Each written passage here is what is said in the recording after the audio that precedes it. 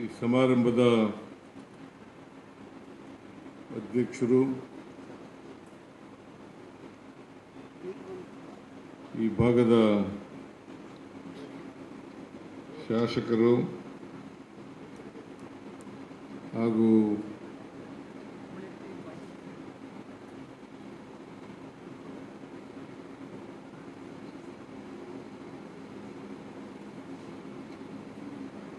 ಆರೋಗ್ಯ ಇಲಾಖೆಯ ಸಚಿವರು ಆದಂಥ ಶ್ರೀ ದಿನೇಶ್ ಗುಂಡೂರಾವ್ ಅವರ, ಪಶುಸಂಗೋಪನೆ ಮತ್ತು ರೇಷ್ಮೆ ಸಚಿವರಾದಂಥ ಶ್ರೀ ಕೆ ವೆಂಕಟೇಶ್ ಅವರ, ಕರ್ನಾಟಕ ರಾಜ್ಯ ಖನಿಜ ನಿಗಮದ ಅಧ್ಯಕ್ಷರಾದಂಥ ಹಾಗೂ ಶಾಸಕರು ಆದಂಥ ಶ್ರೀ ಜಿ ಎಸ್ ಪಾಟೀಲ್ ಅವರ,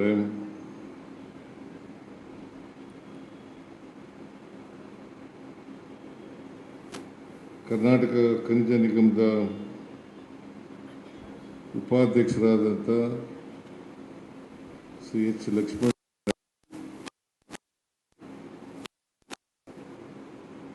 ರೇಷ್ಮೆ ಇಲಾಖೆಯ ಮತ್ತು ಮೈನ್ಸ್ ಅಂಡ್ ಜಿಯಾಲಜಿ ಇಲಾಖೆಯ ಎಲ್ಲ ಅಧಿಕಾರಿ ಸ್ನೇಹಿತರೆ, ಇಲ್ಲಿ ಭಾಗವಹಿಸಿರ್ತಕ್ಕಂಥ ಆತ್ಮೀಯ ಬಂಧುಗಳೇ, ತಾಯಂದಿರೇ, ಎಲ್ಲ ಯುವ ಮಿತ್ರರೇ, ಮಾಧ್ಯಮದ ಸ್ನೇಹಿತರೆ, ಇವತ್ತು ರೇಷ್ಮೆ ಇಲಾಖೆ, ಗಣಿ ಮತ್ತು ಭೂವಿಜ್ಞಾನ ಇಲಾಖೆ ಮತ್ತು ರಾಜ್ಯ ಖನಿಜ ನಿಗಮ ಇವರೆಲ್ಲರ ಸಂಯುಕ್ತಾಶ್ರಯದಲ್ಲಿ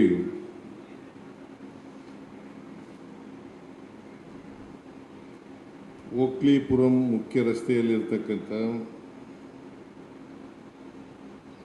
ರೇಷ್ಮೆ ಮತ್ತು ಖನಿಜ ಭವನ ನಿರ್ಮಾಣದ ಶಂಕುಸ್ಥಾಪನೆ ಕಾರ್ಯಕ್ರಮ ಮತ್ತು ಈ ರೇಷ್ಮೆ ಪೋರ್ಟಲ್ ಬಿಡುಗಡೆ ಕಾರ್ಯಕ್ರಮ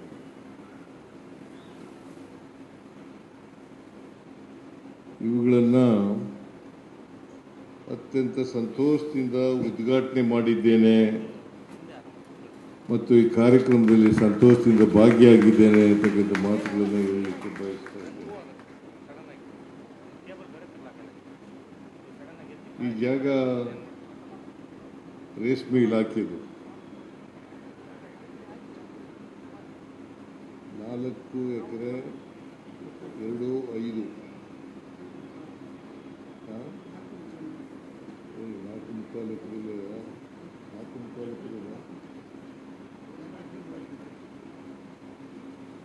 4.257 ಎಂಟಾಗ್ತದೆ.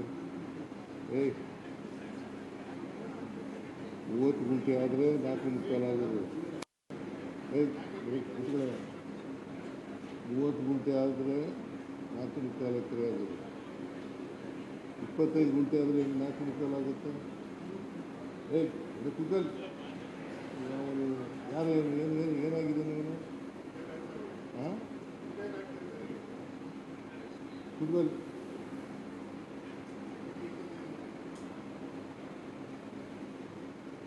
4 ಎಕರೆ 25 ಗುಂಟೆ ಆಕ್ಚುಲಿ 4.25 ಎಕರೆ ಅಲ್ಲ. 4.25 ಎಕರೆ ಆಗಬೇಕಾದ್ರೆ 4 ಎಕರೆ 30 ಗುಂಟೆ ಆಗಬೇಕು. ಬರೀ 25 ಗುಂಟೆ ಮಾತ್ರ ಇರೋದು. ಈ ಜಾಗನ ರೇಷ್ಮೆ ಇಲಾಖೆಯವರು ಕೊಂಡ್ಕೊಂಡಿದ್ರು.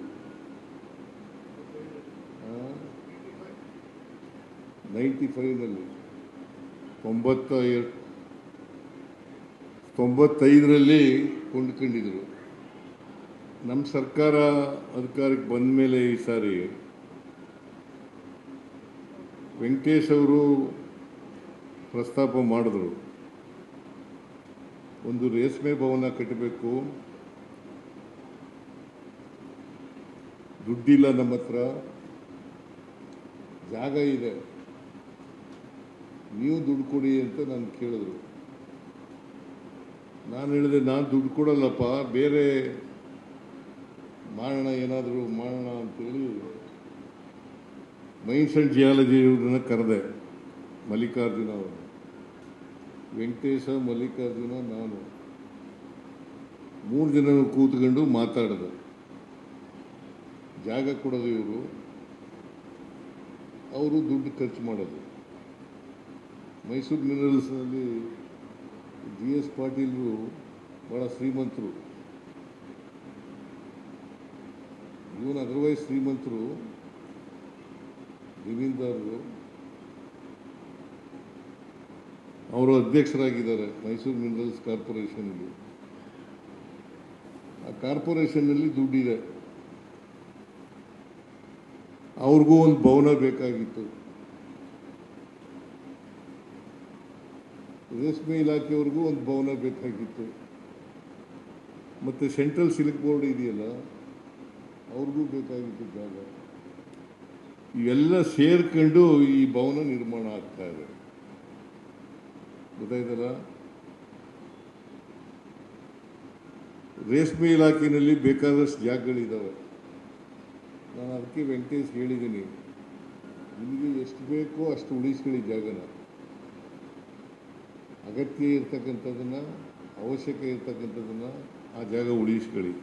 ಮಿಕ್ಕಿದ ಜಾಗನೆಲ್ಲ ಬೇರೆ ಇಲಾಖೆಗಳಿಗೆ ಕೊಡ್ತಕ್ಕಂಥದ್ದು, ಈ ಥರ ಜಾಯಿಂಟ್ ವೆಂಚರ್ನಲ್ಲಿ ಖರ್ಚು ಮಾಡ್ತಕ್ಕಂಥ ಕೆಲಸವನ್ನು ಅಭಿವೃದ್ಧಿಗೋಸ್ಕರ, ರೇಷ್ಮೆ ಇಲಾಖೆ ಅಭಿವೃದ್ಧಿಪಡಿಸಲಿಕ್ಕೋಸ್ಕರ ನೀವು ಈ ಜಾಗವನ್ನು ಉಪಯೋಗಿಸ್ಕೊಳ್ತಕ್ಕಂಥ ಕೆಲಸವನ್ನು ಮಾಡಬೇಕು ಅಂತೇಳಿ ವೆಂಕಟೇಶ್ ಅವರಿಗೆ ಸೂಚನೆಯನ್ನು ಕೊಟ್ಟಿದ್ದೇನೆ. ಬೆಂಗಳೂರಿನಲ್ಲಿ ಅವತ್ತೇ ಕೊಂಡ್ಕೊಳ್ಳುವಾಗ 10 ಕೋಟಿ 30 ಲಕ್ಷ, 10 ಕೋಟಿ 30 ಲಕ್ಷ. ಇವತ್ತು ಸುಮಾರು 50 ಕೋಟಿ ಆಗುತ್ತಲ್ವಾ?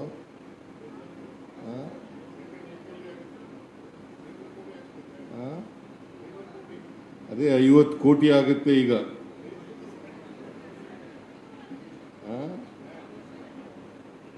ಇಲ್ಲಿ ಎಷ್ಟಪ್ಪ ಬೆಲೆ ಇದೆ ಮಾರುಕಟ್ಟೆನಲ್ಲಿ? 1 ಎಕರೆಗೆ ಎಷ್ಟೇ ಇದೆ?